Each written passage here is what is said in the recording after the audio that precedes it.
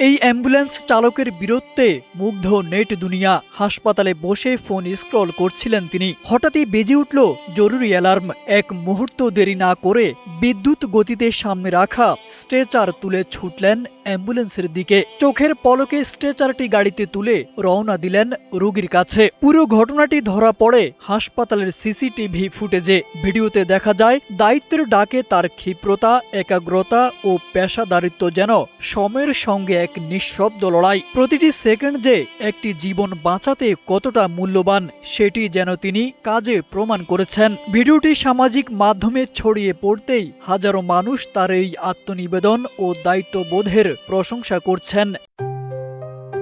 JBS holdings limited. অনেকে মন্তব্য করেন, প্রকৃত নায়করা আলোচনার কেন্দ্রে থাকেন না, তারা নীরবে মানুষের জীবন বাঁচাতে ছুটে চলেন। এই ভাইরাল দৃশ্য আবারও মনে করিয়ে দিয়েছে অ্যাম্বুলেন্সের স্টিয়ারিং এর পেছনেও লুকিয়ে থাকেন সত্যিকারের বীরেরা।